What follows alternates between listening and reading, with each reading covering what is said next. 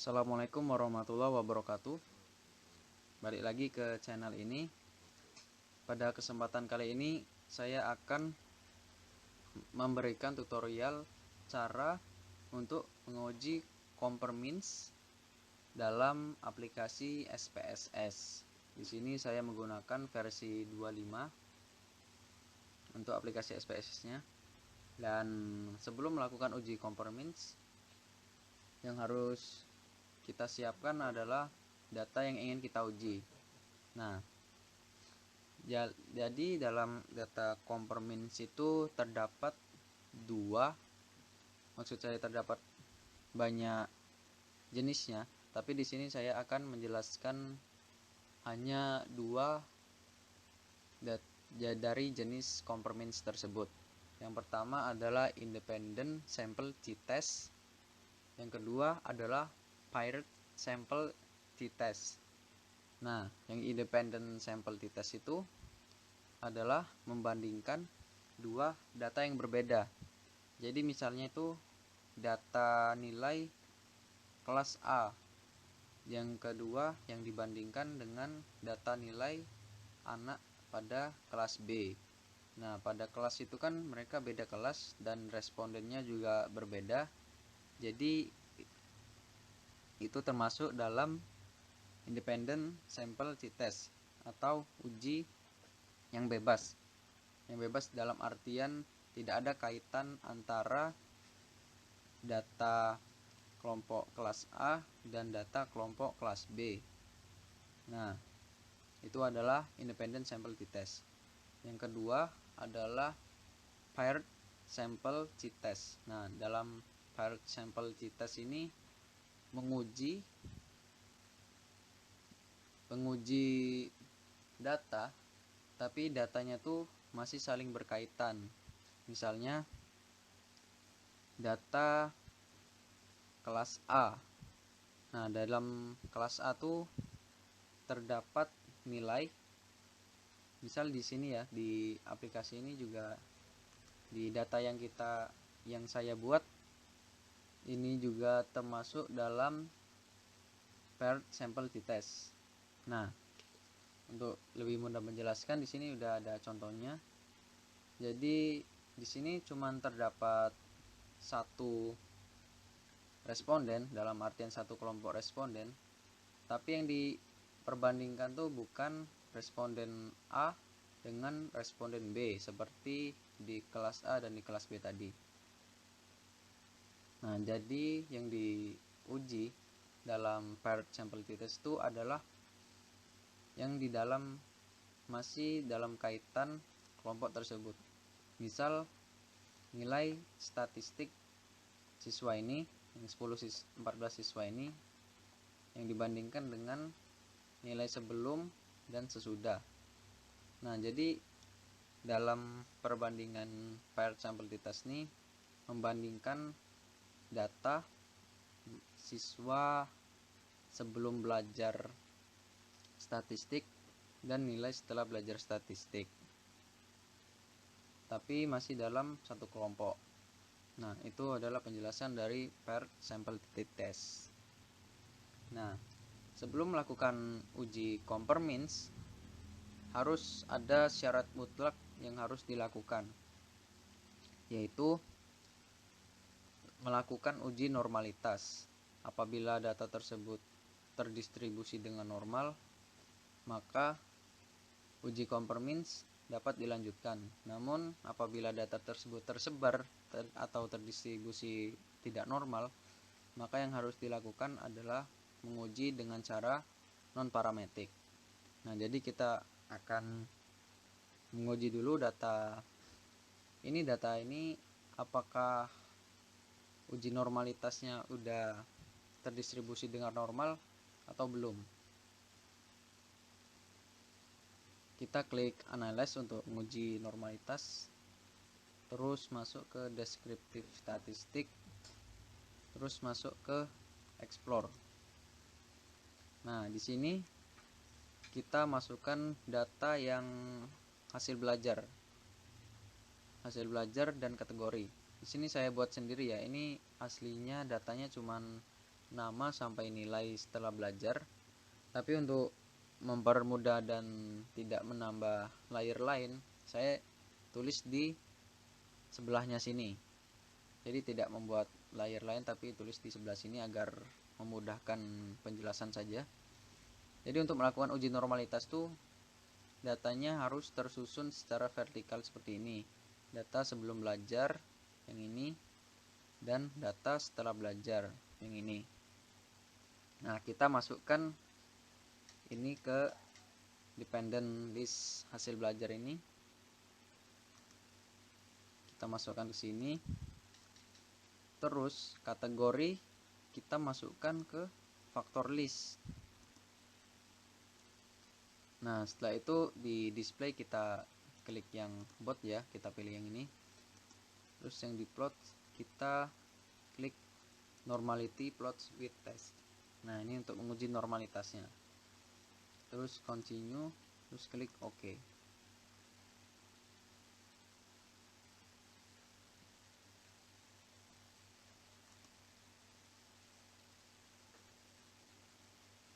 Nah, di sini udah termuat data table.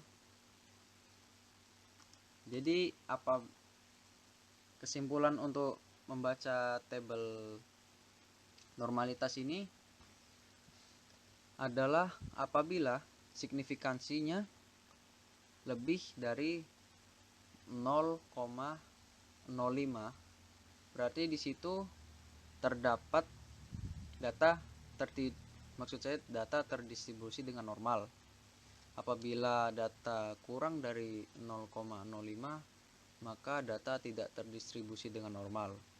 Nah, dilihat dari tabel ini, signifikansinya 0,435, yang mana 0,435 itu lebih besar dari 0,05. Jadi dapat dipastikan bahwa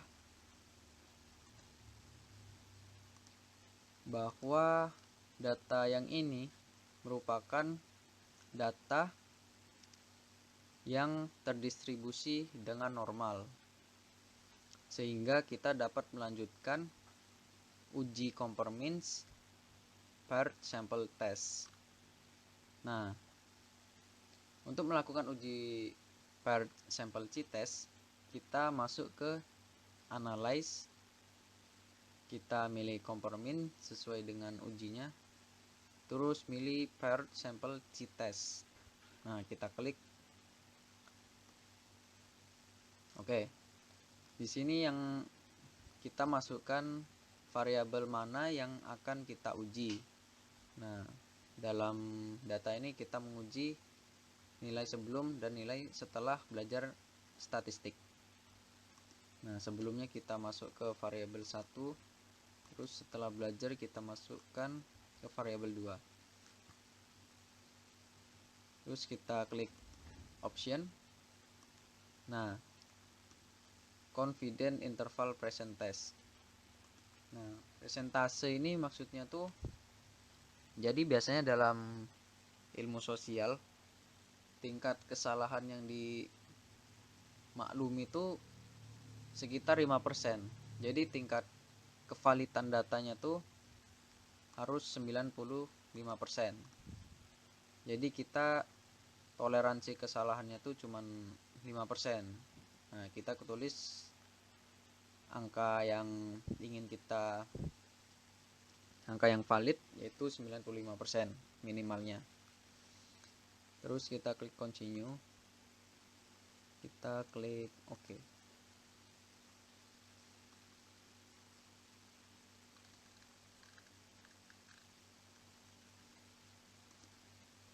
Nah, jadi t-test di sini terdapat 3 tabel ya. Kita akan baca satu persatu dari tabel tersebut. Nah, di sini saya juga memiliki semacam catatan kecil untuk membantu dalam memahami output tersebut.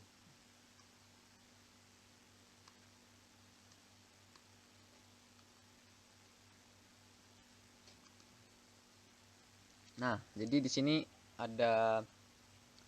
saya tulis sendiri untuk cara membaca output uji paired sample t-test. Nah, pada output table paired sample statistik yang ini kita dapat dilihat pada tabel output bahwa rata-rata hasil pretest dengan pretest ini maksudnya sebelum belajar dengan post-test hasil rata-ratanya terdapat perbedaan.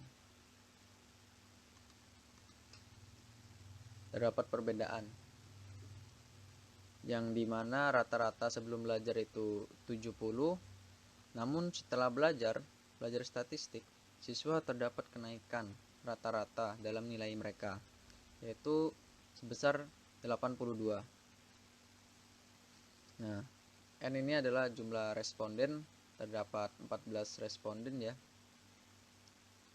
Ini salah input. 14 responden, N adalah jumlah di komparmen sini ya. Nah, ini 14 responden. Kita masuk ke input lagi, output maksudnya. Nah, itu adalah cara membaca output yang pertama. Nah, yang kedua adalah output paired sample correlation. Nah, di sini juga terdapat N 14. Terus kita baca keterangan yang ini. Jika sig-to-tail kurang dari 0,05, maka adanya korelasi atau signifikansi antara data yang diuji. Dan apabila jika sig-to-tail lebih besar dari 0,05, maka tidak ada signifikansi antara data yang diuji. Nah, sig itu kita lihat dari sini ya, di signifikansi apakah data tersebut tuh ada perbedaan yang nyata atau tidak. Nah, di sini tertulis bahwa kita bacanya 0 ya, di sebelum titik ini 0,000. Berarti 0,000 itu lebih kecil. Maka ada korelasi atau signifikansi dari data yang diuji. Nah, jadi terdapat signifikansi. Apalagi ini signifikansinya 0,00, berarti terdapat korelasi yang sangat kuat antara data yang kita uji terus. Yang kita uji tadi nilai sebelum belajar dan nilai setelah belajar. Nah, terus kita masuk, sebenarnya ini sudah mewakili ya apakah data tersebut terdapat perbedaan yang nyata atau tidak. Namun di sini terdapat penjelasan yang output yang lebih detail lagi dalam menjelaskan perbedaan tersebut.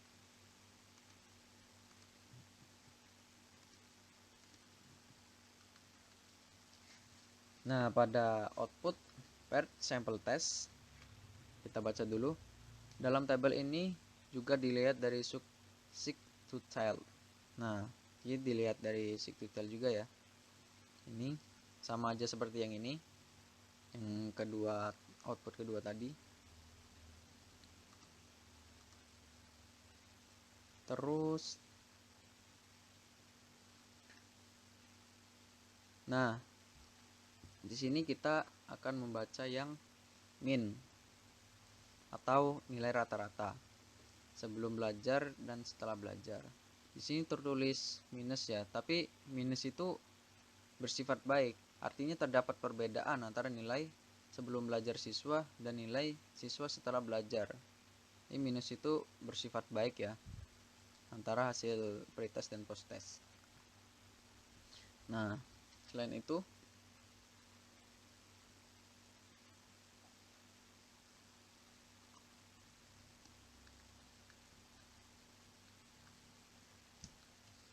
kita masuk poin ketiga. Selain itu, cara untuk membandingkan dengan melihat nilai t-hitung dan t-table. T-table itu yang ini ya. Ini saya sudah sediakan. Jadi T hitung tuh kita lihat nilai T sebesar 13,015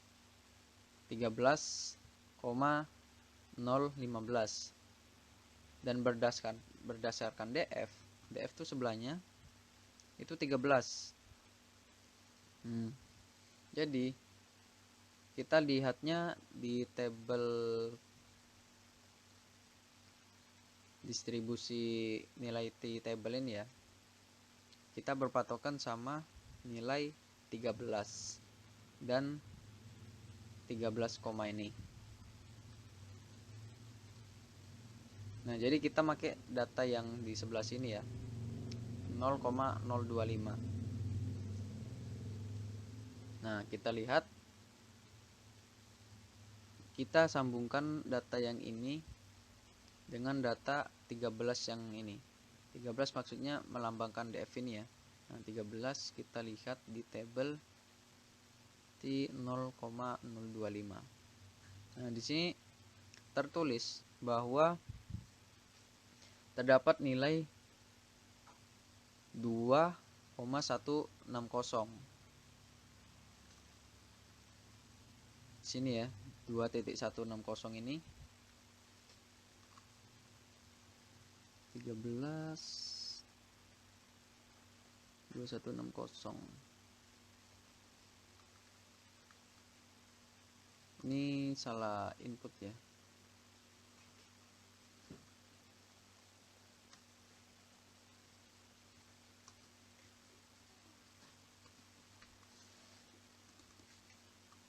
Ini tadi data yang belum diedit. Dan sekarang kita edit dulu.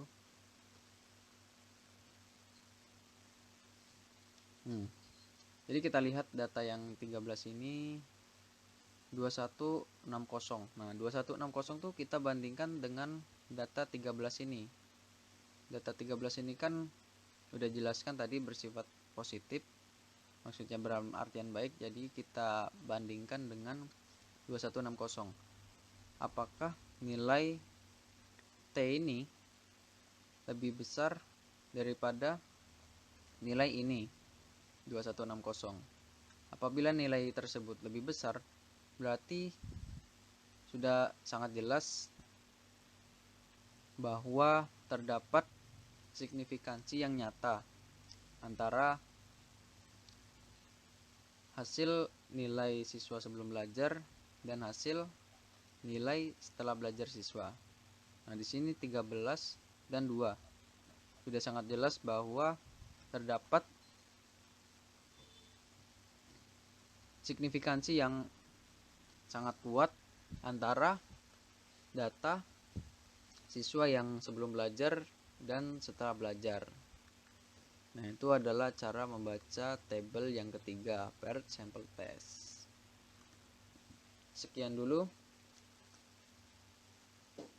tutorial dari saya untuk compare means dari data yang tersedia ini. Apabila ada kekurangan, mohon dimaafkan. Sekian dari saya. Wassalamualaikum warahmatullahi wabarakatuh.